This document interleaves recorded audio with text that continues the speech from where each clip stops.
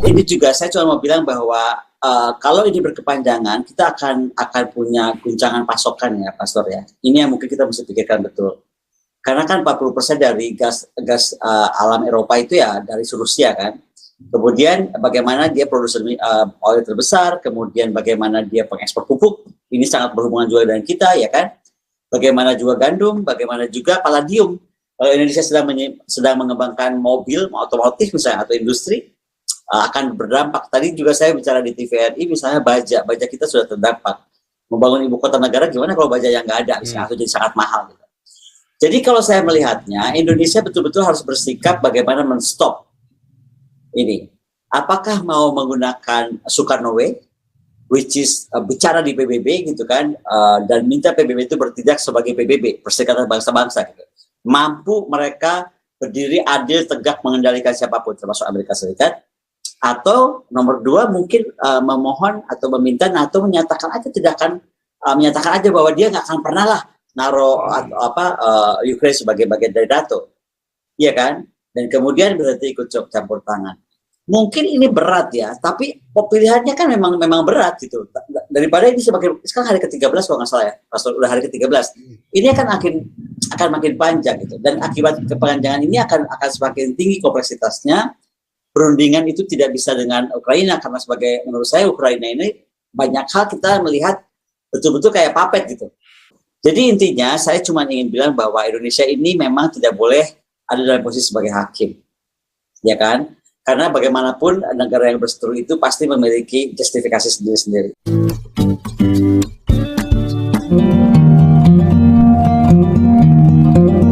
Pak Raja Uti tes.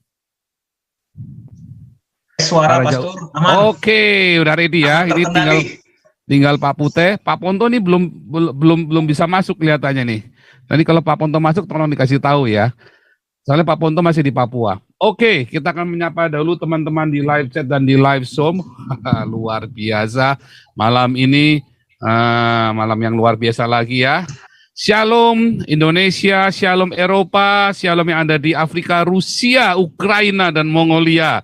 Luar biasa. Shalom semua yang ada di Amerika, Kanada, Meksiko, Kepulauan Hawaii, Panama, dan juga yang ada di Australia, New Zealand, Papua, Nugini, Timor Leste, Kepulauan Salomon. Shalom Cina, Hong Kong, Taiwan, Jepang, Korea. Shalom yang ada di India, Malaysia, Brunei, Singapura, Filipina, Thailand, Vietnam, Kamboja, Laos, Myanmar, Burma. Dan shalom juga Papua Barat, Irian Jaya. Kiranya kemerdekaan sejati di dalam Tuhan Yesus hadir di Papua, sehingga tidak boleh ada pertumpahan darah lagi di sana. Juga kita berdoa untuk Rusia dan Ukraina, ya, supaya ada perdamaian sejati, ya.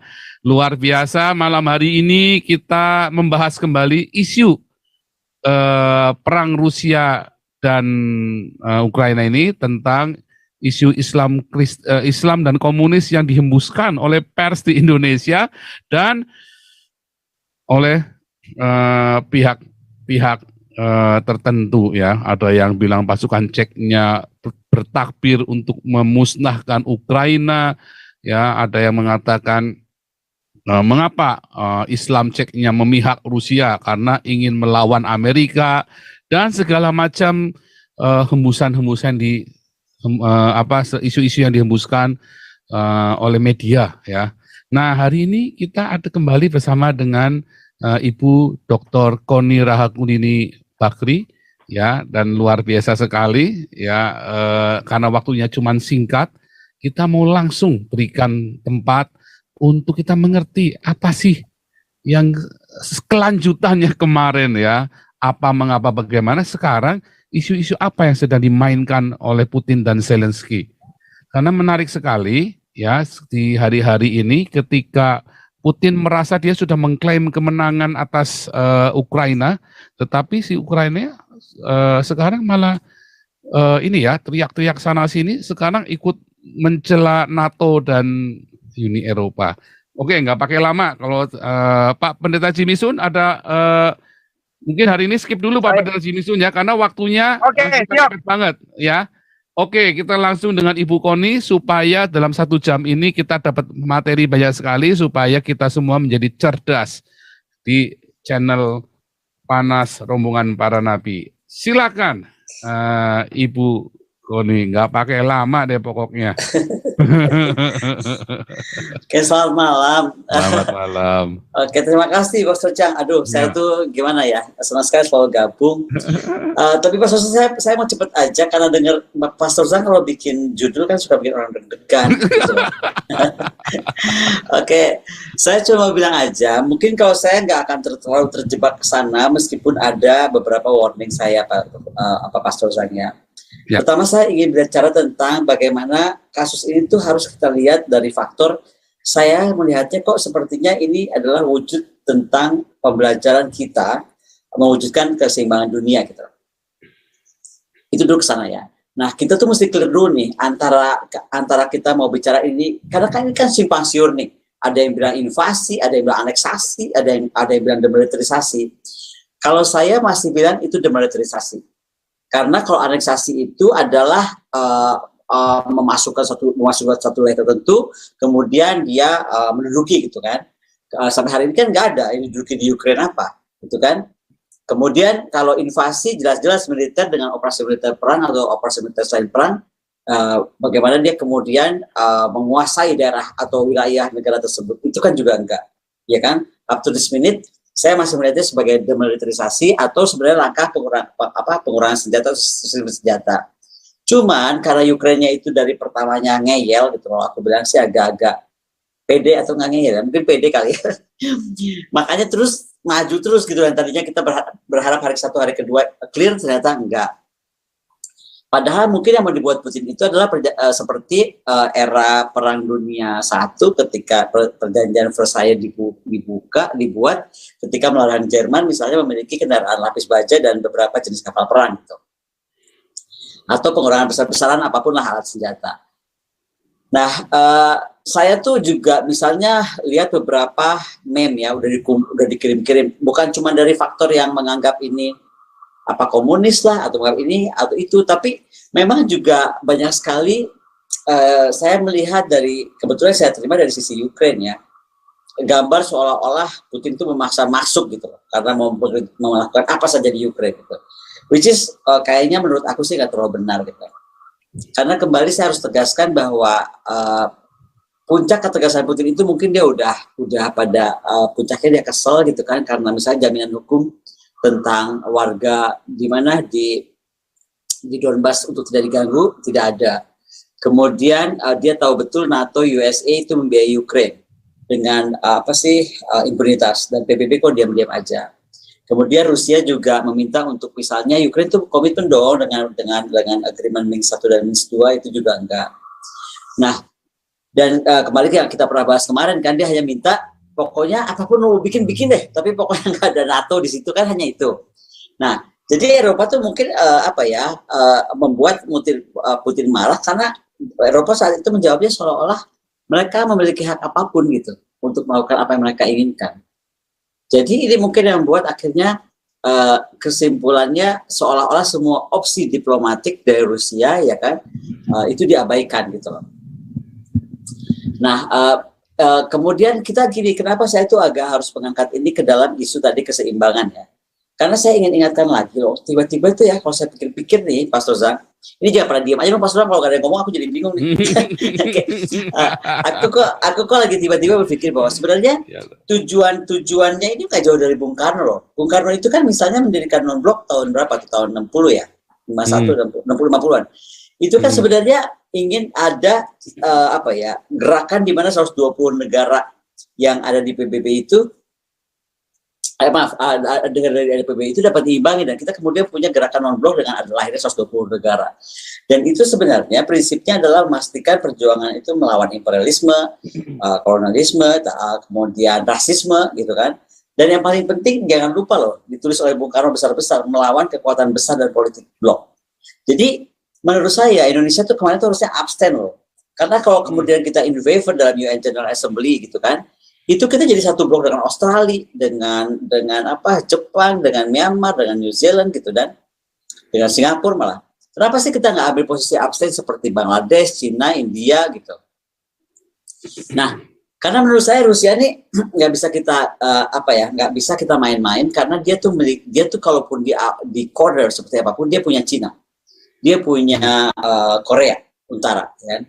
Kemudian secara besar-besaran dia bisa mengakses pasar dunia kalau Cina ada. Gitu. Kemudian komoditi gas dia tuh vital buat EU, dia tahu betul itu. Kalaupun sekarang EU seolah-olah survive, berapa lama EU bisa survive? Dan dia punya kekuatan nuklir, ya kan? Dan ketika Rusia terdesak, ya kan, secara ya, diplomatik, information, military dan juga ekonomi, maka dia mungkin bisa betul-betul melakukan apa yang akan dilakukannya. Gitu. Kenapa Indonesia harus abstain menurut saya? Karena Indonesia itu sekali lagi kita bisa itu yang tadi saya sebutkan tentang Rusia bisa itu. Kemudian kita kan punya non-alignment position tadi. Nah, kenapa saya harus sampaikan ini di depan, Pastor? Karena saya sejam lalu menerima breaking news dari Kremlin kan, bahwa dia sudah rilis negara-negara yang dianggap tidak pro dia gitu, atau dianggap unfriendly countries. Dia menyebutnya tuh kalau di bahasa itu unfriendly countries. Ada US, Ukraine, jelas lah. EU countries bayangin. Australia, Albania, Andorra, Great Britain, Iceland, Kanada, Liechtenstein. Nah, ini anehnya. Indonesia itu belum disebut, tapi ada Micronesia di situ. Terus ada New Zealand, Norway, Korea, kemudian Singapura, Taiwan, Switzerland, Jepang. Nah, jadi pokoknya kata-kata unfriendly countries ini sudah dikeluarkan oleh Rusia, oleh Kremlin. Dan ini artinya menurut saya juga nggak cuma peringatan gitu, tapi apa yang akan dibuat oleh Kremlin terhadap tindakan tidak bersahabat dari negara-negara tersebut. Maksud saya kita harusnya menghindari hal ini terjadi gitu. Ya terhadap kita kan. Nah, bahwa tugas kita mendamaikan iya, tapi tidak jumping ke sana. Di sinilah saya mau bilang bahwa beberapa hari lalu saya diundang oleh Forum Guru Besar dan Dokter dari forum bagus lah, ada banyak juga yang hadir. Dan saya agak kecewa gitu karena saya melihat kenapa seolah-olah duta besar Ukraine ini dari fotonya memakai kopiah. Terus dia saat bicara membawa-bawa seolah-olah banyak sekali korban Muslim di Ukraine gitu kan, bahwa Muslim Brotherhood lah kira-kira itu mesti dibangkitkan dan lain-lain. Disitulah saya juga warning, saya bilang nggak boleh seperti ini karena kalaupun kita mau Ukraine dibantu, kita nggak boleh menjual sekali lagi nih isu agama apapun, ya kan? Dan ini saya minta dan saya harapkan di sini Pastor Zan juga bisa membantu itu, karena kalau sudah ditarik ke sana akan jadi complicated itu. Kalau saya ada rekamannya tapi saya nggak akan sebarkan.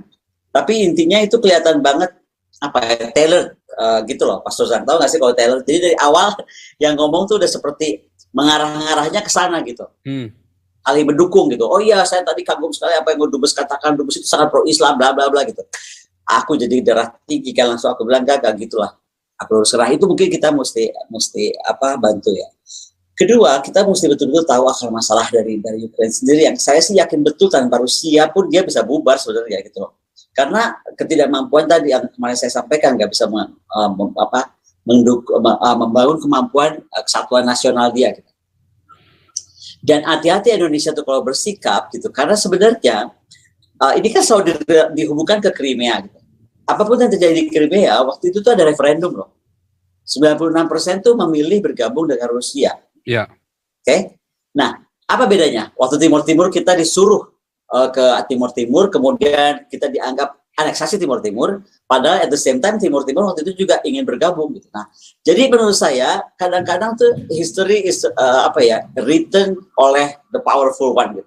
Nah, gimana caranya pertama kita belum powerful one banget, ya udah jangan dulu ngarang-ngarang deh mau jumping ke masalah orang, apalagi kemudian membawa-bawa isu agama gitu kan. Nah, kembali lagi saya sampaikan bahwa rasanya kalau dengan apapun yang dilakukan oleh Ukraine yang seolah-olah menggoda-goda baik di Donbas, kemudian baik perjanjian Minsk 1-2 itu nggak diikuti, itu membuat kemudian Rusia tuh berpikir dia sudah harus bertindak tegas gitu. Dan puncak ketegasan Putin itu kita sudah lihat lah, bahwa ketika tadi Eropa menjawab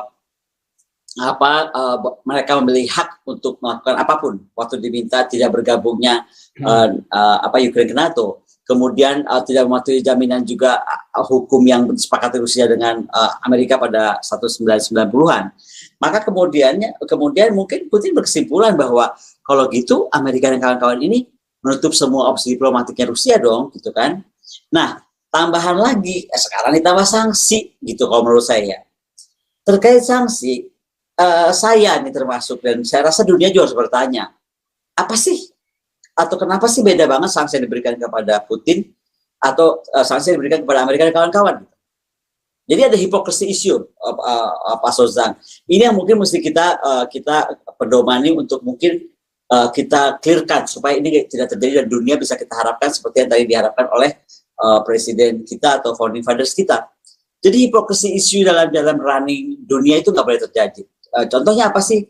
Coba 52 perang dari tahun 45 sampai tahun 2019 itu dilakukan oleh Amerika Serikat dan kawan-kawan. Oke? Atau istilahnya 81% itu by US alliances gitu. US and the alliances. Jadi 19%-nya bukan. Nah, Rusia itu sudah masuk 19% itu mungkin. Tetapi coba kita lihat sanksi pada Rusia. Banyak banget. Nah, sanksi-sanksi itu diperlakukan nggak ke Amerika Serikat? Misalnya nih, ya kan? Sanksi tentang melarang transaksi utang negara Rusia, ya kan? Kemudian membekukan aset, ya kan? Melarang perjalanan, ya kan? Blokir bank Rusia, blokir BUMN atau uangnya BUMN Rusia, salah satunya ya. Kemudian bagaimana 2 banknya Rusia itu juga diblokir, selain bank swasta. Membatasi kemampuan Rusia dalam bertransaksi, mau dia dolar, mau euro, mau pound sterling, gitu kan. Kemudian membatasi ekspor lintas negara, mau terkait perangkat lunak kah, teknologi kah, gitu kan. Kemudian menerima juga larangan pembiayaan utang, ya kan. Kemudian bagaimana 11 BUMN Rusia itu, termasuk Gazprom Bank, itu juga diblok, gitu kan. Dan yang paling kacau juga SWIFT, gitu, SWIFT system. Yang saya kesel sebenarnya puncaknya sih di kucing sebenarnya. Aneh kan, tiba-tiba saya ngeributin kucing. Tapi buat saya, pelarangan kucing-kucing Rusia ikut kompetisi regional atau global itu adalah cara dia membuat proksi supaya rakyat marah gitu loh. Nah, coba bayangkan dari mulai yang sangat konkret ekonomi gitu kan, ya kan, terus teknologi tadi semua sampai sekarang ke yang kucing gitu loh. FIFA udah jelas gitu, atau menghapus nama Putin dari World Global Forum. Come on lah, ini kan udah seperti kalau orang tuh udah di corner banget gitu. Makanya menurut saya Putin nggak bisa dibegitukan gitu. Yang paling seru tahu nggak apa Pastor? Ini yang paling seru ya. Kan diberlakukan no-fly zones, ya kan? No-fly zone itu menurut saya tuh bisa bahaya banget gitu. Karena kenapa? Itu akan backfiring. Backfiringnya adalah gini. Kita contohkan misalnya SWIFT system ya. Itu tuh senjata makan tuan. Si Phil Seymour itu tuh dia ketua asosiasi European Leasing Company ya. Dia tuh bilang ada 520 aircraft loh di Rusia itu yang leasingnya dari EU. Kan nggak ada World Airline tuh rata-rata nggak punya. Dia tuh rata-rata sewa gitu kan. Nah, mengembalikan 520 aircraft ini bagaimana gitu? Kalau kata Rusia ya ambil sendiri aja. Nah, kalau diambil sendiri, bagaimana kita mengambil si krunya itu? Ya kan? Airspace-nya kan airspace Rusia. Kemudian ketika diambil kan berarti itu udah handover, bukan lagi aircraft-nya Rusia, ya kan? Bagaimana mau fly out dari Rusia? Jadi intinya dia sampai ngomong begini, kayaknya mendingan kita bangkrut aja lah daripada ngurusin pesawat dari Rusia. Dan Phil Seymour menyalahkan kenapa dunia itu matikan SWIFT system, karena sebenarnya Rusia mau bayar, tapi dia mau lewat mana kan nggak bisa bayar gitu loh. Nggak bisa bayar. Nggak bisa bayar. Jadi menurut saya ada dampak-dampak bumerang efek yang kalau kita biarkan ini berlanjut, mereka tidak segera duduk damai, maka ekonomi dunia, ya pasti Eropa lah, karena Pak Pastor di sana lagi, itu akan fatal banget gitu. Yang kedua pasar gelap. Coba, pasar gelap pasti ada, lahir lah. Kalau udah ada kesulitan begitu kan lahir pasar gelap. Kemudian Cina akan pasti akan datang dong membantu dia. Nah, gimana cara nanti supaya Cina juga jadi sasaran baru? Karena kan kalau obor makin hebat, ya kan, logistik sistemnya banyak tergantung sama Cina, nanti Cina disalahin lagi gitu. Nah, kemudian juga bagaimana sebenarnya Rusia kebutuhan teknologinya dan lain-lain pasti bisa di-afford oleh negara lain kalau dia di blok. Dan saya cuma mau bilang bahwa sanksi-sanksi terkait ekonomi, terkait keuangan, kayaknya berat deh Rusia tuh untuk dihukum gitu. Karena dia sudah punya kemandirian, punya resilience ya, udah punya ketahanan yang hebat gitu. Jadi yang saya mau bilang adalah kayaknya nggak pas juga pakai cara-cara seperti itu loh, gitu loh. Nah, yang paling terkait ini juga saya cuma mau bilang bahwa kalau ini berkepanjangan, kita akan punya guncangan pasokan ya, Pastor ya. Ini yang mungkin kita mesti pikirkan betul. Karena kan 40% dari gas alam Eropa itu ya dari Rusia kan. Kemudian bagaimana dia produser oil terbesar, kemudian bagaimana dia pengekspor pupuk, ini sangat berhubungan juga dengan kita ya kan. Bagaimana juga gandum, bagaimana juga palladium. Kalau Indonesia sedang mengembangkan mobil, otomotif misalnya atau industri, akan berdampak. Tadi juga saya bicara di TVRI, misalnya baja kita sudah terdampak. Membangun ibu kota negara gimana kalau baja yang nggak ada, misalnya, atau jadi sangat mahal. Gitu. Jadi kalau saya melihatnya, Indonesia betul-betul harus bersikap bagaimana men-stop ini. Apakah mau menggunakan Soekarno Way, which is bicara di PBB gitu kan, dan minta PBB itu bertindak sebagai PBB, Perserikatan Bangsa-Bangsa gitu.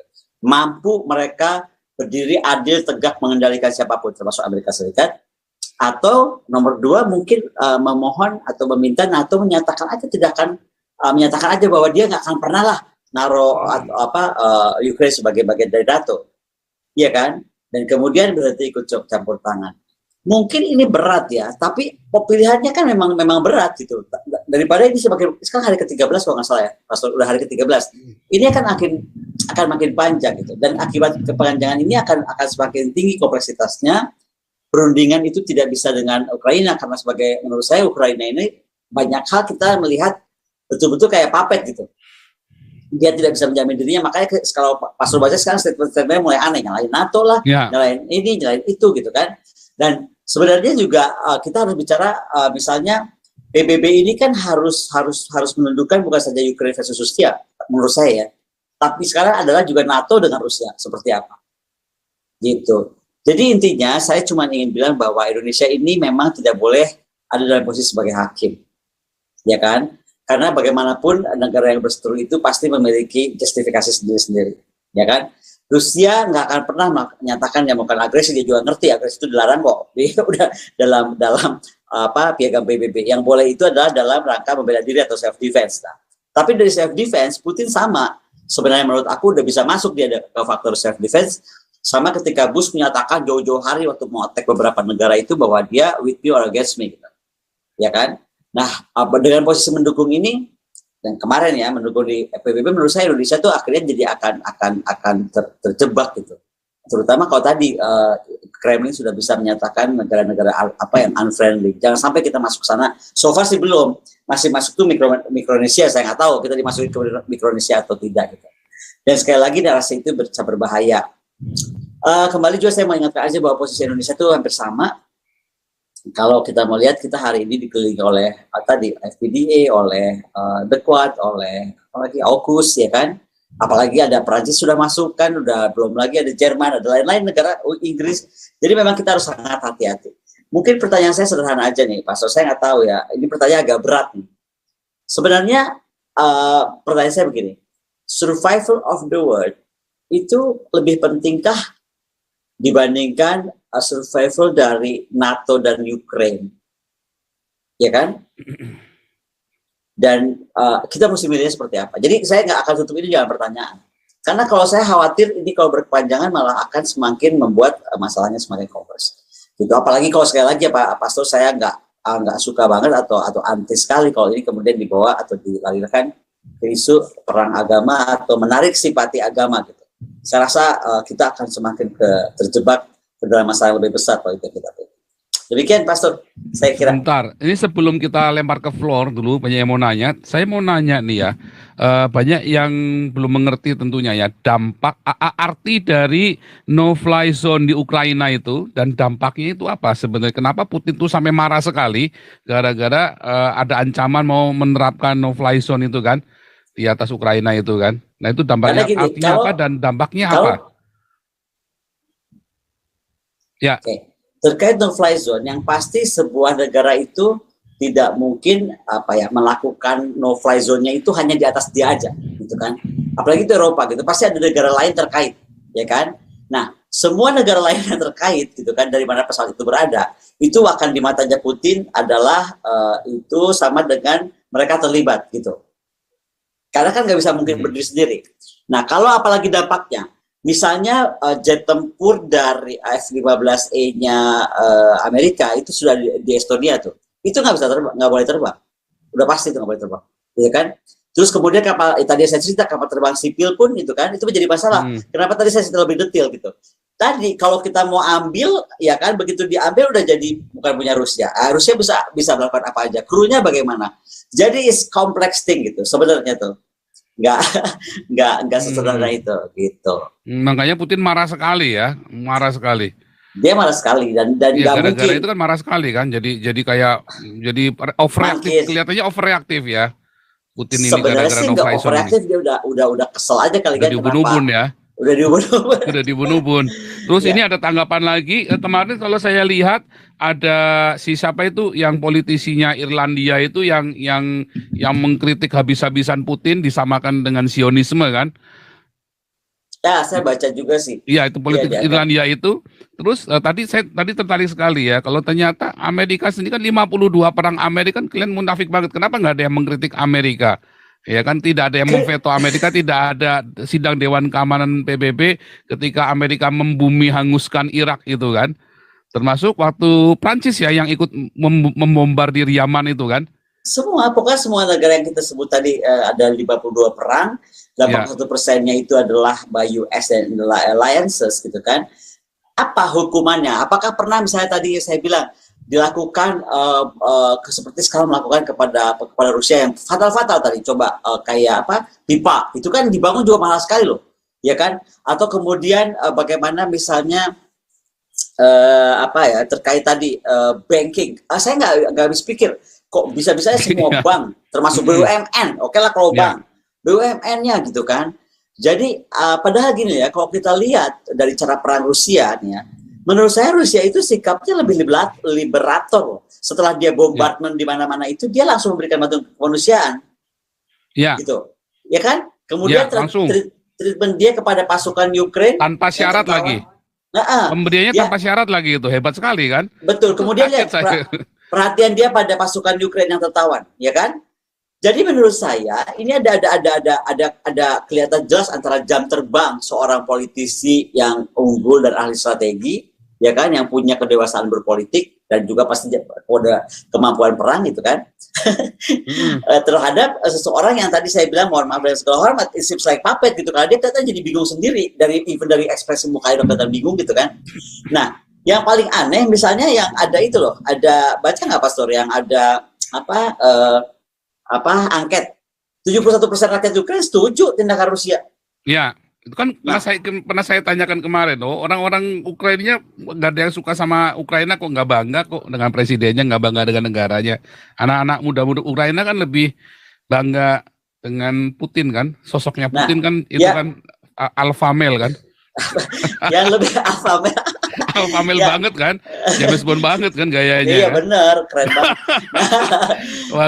Yang saya kesel tuh waktu ini, waktu Zaro Priziani dianggap dikuasai itu, seolah waktu itu kan pernyataannya Presiden Ukraine, wah ini bencana global, inget gak waktu Chernobyl? Apa dia nggak tahu sekarang ada precision guided missiles atau apapun yang canggih lah, menembak sesuatu tuh udah canggih banget. Terus dia pakai nakut-nakutin lagi. Kita punya 15 reaktor nuklir loh di Ukraina. Kalau itu meledak, Eropa tamat. Jadi banyak banget statement-statementnya itu yang menurut saya nggak menyelesaikan masalah, malah bikin lawan tuh makin panas gitu loh, maksud aku. Iya.